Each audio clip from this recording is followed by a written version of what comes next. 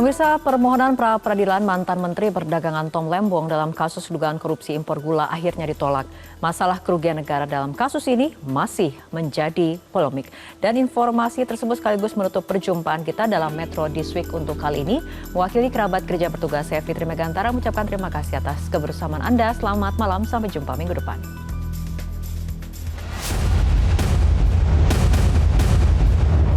Putusan atas permohonan pra-peradilan mantan Menteri Perdagangan Tom Lembong dalam kasus dugaan korupsi impor gula di sidang pra-peradilan di Pengadilan Negeri Jakarta Selatan menjadi perhatian publik. Karena penetapan Tom Lembong sebagai tersangka sejak awal memicu kontroversi.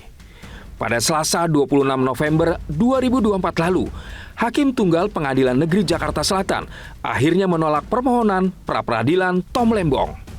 Hakim Tumpanuli Marbun menilai beberapa keberatan yang disampaikan Tom Lembong melalui kuasa hukumnya telah masuk ke dalam materi pokok perkara yang memerlukan pembuktian di Pengadilan Tipikor.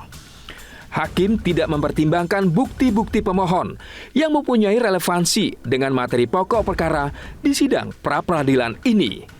Hakim menilai proses penegakan hukum yang dilakukan Jampitsus Kejaksaan Agung atau termohon telah sesuai dengan prosedur dan mekanisme hukum acara pidana.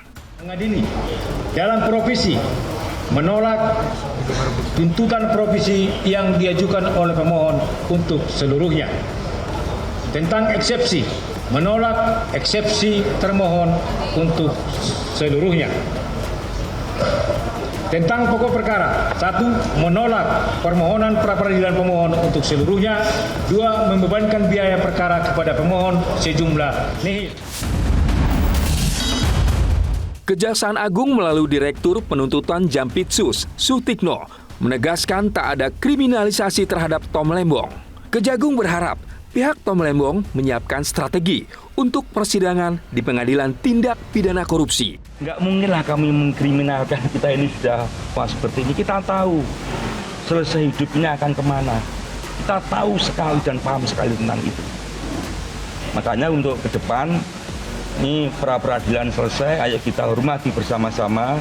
Proses tahapan penyidikan berjalan, nanti di persidangan, ayo kita sama-sama menyiapkan bukti masing-masing untuk kita adu di persidangan pokok perkara.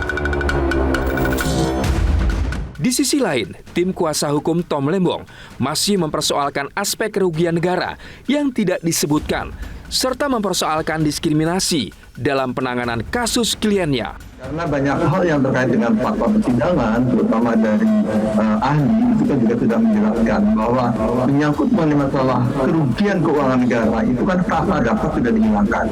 Jadi harus ada bukti konkret adanya kerugian keuangan negara, itu yang pertama. Yang kedua, bahwa di dalam proses pembuktian, sampai sekarang pun kalau misalnya dari pihak jaksa penuntut umum menyampaikan bahwa ini sudah ada laporan dari BPKP, kami tanyakan mana laporan BPKP-nya. Sampai sekarang pun pada waktu pembuktian belum ada, masih dalam proses. Ini kan menyangkut mengenai masalah nasib orang, masih dalam proses, tapi sudah ditetapkan sebagai tersangka dan sudah ditahan. Menurut saya, ini ada banyak ketidakadilan dalam proses yang dijalankan untuk Tom Lembong. Itu yang pertama.